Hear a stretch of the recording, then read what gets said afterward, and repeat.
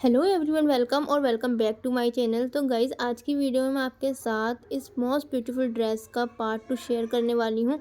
तो second part इसलिए guys क्योंकि मैंने इसका फर्स्ट पार्ट जो है वो अपने चैनल पे पहले ही अपलोड कर दिया है, जिसका लिंक आपको इस वीडियो के डिस्क्रिप्शन में मिल जाएगा। अब जिन लोगों ने इसका फर्स्ट पार्ट देखा है उन लोगों को पता ही होगा कि मैंने इसके फर्स्ट पार्ट में इस ड्रेस की कटिंग से लेकर नेकलाइन एम्ब्रॉयडरी तक इसकी डिज़ाइनिंग फुल ट्यूटोरियल वीडियो में शेयर किया है, जिसका आपको लिंक इस वीडियो के डिस्क्रिप्शन में मिल जाएगा। तो अभी तक जिन लोगों ने इसका फर्स्ट पार्ट नहीं देखा है तो वो आप जाके देख सकते हैं। आज मैं आपके साथ इस सेकंड पार्ट में इसके दामन, चाक्स और स्लीव्स की एम्ब्रॉयडरी शेयर करूंगी, जो आपके लिए काफ़ी ईजी रहने वाली है। तो ज़्यादा देर ना करते हुए वीडियो स्टार्ट करते हैं। तो यहाँ तक गाइज आप देख सकते हैं कि हमने अपनी कुर्ती को कंप्लीट कर लिया था। अब मैंने इसके दामन और चाक्स का जो फैब्रिक है उसे फोल्ड कर लिया है आयरन से।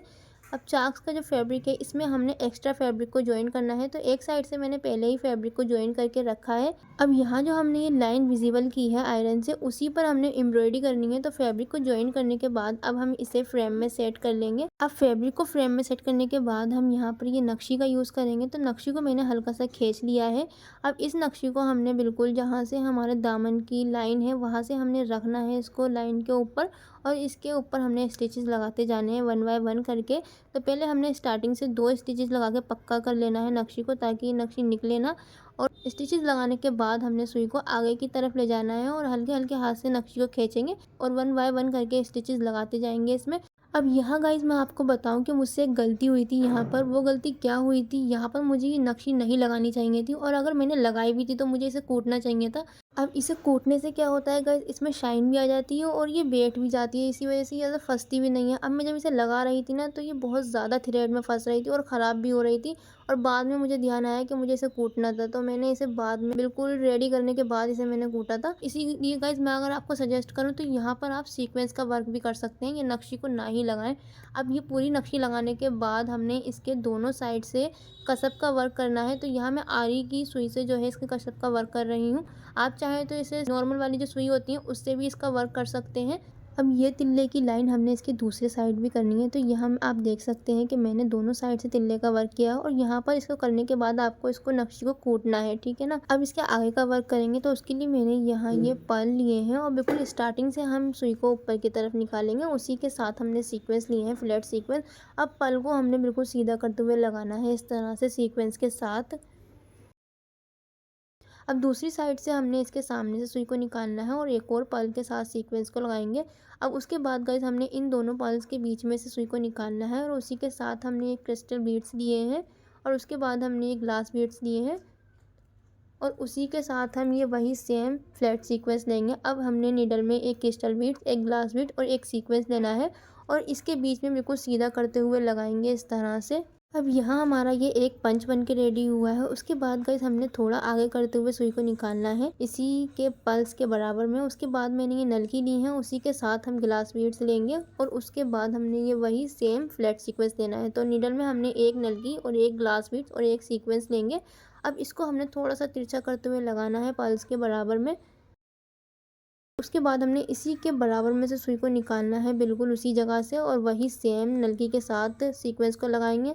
अब इन दोनों के बीच में से सुई को निकालेंगे, और उसके बाद यहाँ मैंने ये दबका लिया है और दबके को छोटे छोटे पीसेस में कट कर लेंगे। 1 सेंटीमीटर के करीब ही मैंने इसे कट किया है। अब एक पीस लेना है हमने, और जहाँ से हमने सुई निकाली थी उसको आगे करते हुए एक दबके के पीस को लगाएंगे बिल्कुल स्ट्रेट। और उसके बाद हमने इस दबके के नीचे से सुई को निकालना है, और उसके बाद हम एक दबके के पीस को इसके ऊपर थोड़ा सा तिरछा करते हुए लगाएंगे। उसके बाद वन बाय वन करके हमने यही दबके के पीस लेने हैं और थोड़े से टेढ़े करते हुए लगा लेने हैं। इस तरह से हमने 4 पीस दबके के लगाएंगे। अब उसके बाद हमने जहाँ दबके की पत्ती बनाई है उसी के नीचे से हमने सुई को अगेन निकालना है। उसके बाद ग्लास बीड्स यूज़ करेंगे। उसके बाद हमने ये सेम साइज़ में क्रिस्टल बीड्स लेने हैं। तो साइज़ वगैरह मैंने फर्स्ट पार्ट में मेंशन कर दिया है। अब इसके बाद हमने फिर ये वही सेम फ्लैट सीक्वेंस लेना है। तो एक नीडल में हमने 2 ग्लास बीड, बीच में एक क्रिस्टल बीड्स और एक सीक्वेंस को बिल्कुल दबके की पत्ती के बराबर में लगाना है। इस तरह से दोनों तरफ हम यही सेम वर्क करेंगे। अब ये हमारा एक पत्ती का पूरा पंच बन के रेडी हुआ है। अब यहाँ गाइस एक साइड से हमने ये पल का पंच बनाना है, उसके बराबर में हमने दबके का पंच बनाना है। तो पूरी लाइन पे हमने वन बाय वन करके यही दोनों पंच रेडी करने हैं। तो यहाँ गाइस आप देख सकते हैं कि मैंने इसके चाक्स और दामन को पूरा कम्प्लीटली रेडी कर लिया है। यहाँ गाइस हमने बैक पार्ट के दामन को 1 इंच एक्स्ट्रा रखना है फ्रंट पार्ट के दामन से। तो ये मैंने इसलिए रखा है क्योंकि यहाँ मैं टसल बनाऊंगी। टसल लगाने से वो इक्वल आ जाएगा। अब सबसे पहले हमने साइड के जो पल हैं वो लगाएंगे, तो उसके लिए मैंने यहाँ ये 10 mm के साइज़ के ये पल लिए हैं। तो आप साइज़ को अपनी चॉइस के अकॉर्डिंग एडजस्ट कर सकते हैं, कम या ज़्यादा ले सकते हैं। अब जहाँ हमने हिप लाइन की स्टिचिंग की है वहाँ से हमने सुई को ऊपर की तरफ निकालना है और उसके बाद हमने एक पल लेना है नीडल में और थोड़ा सा आगे की तरफ हमने सुई को नीचे की तरफ निकाल देना है। इस तरह से हमने इस पल में 2 स्टिचेस लगाने हैं और अच्छे से हमने इसको टाइट कर देना है। टाइट करने के बाद हम इसे बैक साइड की तरफ टर्न करेंगे और टर्न करने के बाद गाइस हमने इसको अच्छे से पक्का कर लेना है और पक्का करने के बाद हम इसे कट कर देंगे। और आप चाहें तो इसे सुई को आगे की तरफ ऐसे ही ले जा सकते हैं बड़े बड़े स्टिचेस लगा के, लेकिन मैं 1 बाय 1 करके लगाऊंगी। अब इसी तरह से हमने 2 इंच का गैप देने के बाद दूसरा पल लगाना है। तो इसी तरह से हम ये पूरी चाक्स की लाइन में पल लगा लेंगे। तो यहाँ मैंने ये दोनों साइड के जो चाक्स हैं उसमें 1 बाय 1 करके सारे पल लगा लिए हैं। तो मैंने इसमें 2 इंच का गैप दिया है, तो आप देख सकते हैं। आप चाहे तो कम या ज़्यादा कर सकते हैं गैप पल के बीच में। दोनों साइड में पल्स लगाने के बाद हम इसके दामन में टसल बनाएंगे। अब दामन के बिल्कुल कॉर्नर से सुई को निकालना है और यहाँ गाइस आप देख सकते हैं कि मैं जो थ्रेड यूज़ कर रही हूँ वो मैं स्टिचिंग वाला थ्रेड यूज़ कर रही हूँ और सेम कलर में यूज़ कर रही हूँ। अब उसके बाद यहाँ हम ग्लास बीड्स लेंगे, उसी के साथ हमने ड्रॉप शेप में क्रिस्टल बीड्स यूज़ करने हैं और उसी के साथ हम पर्ल का यूज़ करेंगे। अब एक नीडल में हमने 4 ग्लास बीड्स, एक ट्यूब बीड्स और एक पर्ल और उसके नीचे बिल्कुल हमने लास्ट में एक ग्लास बीड्स लगाना है। अब इन सबको हमने दामन की तरफ करना है और करने के बाद जो बिल्कुल लास्ट में हमने ग्लास बीड्स लगाया था उसको अवॉइड करते हुए इन सारे बीड्स में से सुई को ऊपर की तरफ निकाल लेंगे इस तरह से और हल्का सा हमने इसको खींचना है और फिर सुई को हमने बैक साइड की तरफ निकालना है और बैक साइड की तरफ निकालने के बाद इसको अच्छे से पक्का करेंगे। तो यहाँ आप देख सकते हैं कि इस तरह से ये हमारा एक टसल बन के आएगा। उसके बाद हमने 1 इंच का गैप देना है और गैप देने के बाद गाइस हम इसमें 1 बाय 1 करके सारी टसल बनाएंगे। तो इस तरह से हम थ्रेड को कट नहीं करना है, तो आगे की तरफ हमने सुई को निकालते हुए ले जाना है छोटे छोटे स्टिचेस लगाते हुए और 1 बाय 1 करके सारी टसल हमने ऐसे ही बना के पूरे दामन में रेडी कर लेनी है।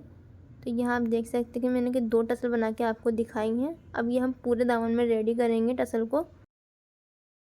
तो यहाँ कम्प्लीटली मैंने कुर्ती को पूरा रेडी कर लिया है और रेडी करने के बाद साथ ही में गाइस मैंने इसकी स्लीव्स भी रेडी की हैं और स्लीव्स पे जो मैंने वर्क किया है वो दामन का ही वर्क है। बिल्कुल जो सेम हमने दामन पे वर्क किया है वही सेम हमने स्लीव से वर्क किया है और स्लीव्स में हमने जो दामन पर टसल बनाएंगे वही सेम टसल हमने स्लीव्स में रेडी की हैं। अब दोनों स्लीव्स को कुर्ती में ज्वाइन करेंगे। तो यहाँ गाइस आप इसका फाइनल लुक देख सकते हैं कि बनने के बाद ये बहुत ज़्यादा ही अच्छा लग रहा था एंड कम्प्लीटली गाइस इसे बनाने में बहुत ज़्यादा ही टाइम लगा है। तो यहाँ मैंने इसके दुपट्टे को भी स्टिच किया है और दुपट्टे को मैंने बिल्कुल सिंपल रखा है, बस दुपट्टे पे हमने कटर वाली लेस यूज़ की है, उसी के साथ मैंने यहाँ ये ट्राउज़र स्टिच किया है। तो अगर आपको वीडियो अच्छी लगी हो तो please like share and subscribe ज़रूर करते जाना। Thank you for watching this video. Bye bye, take care.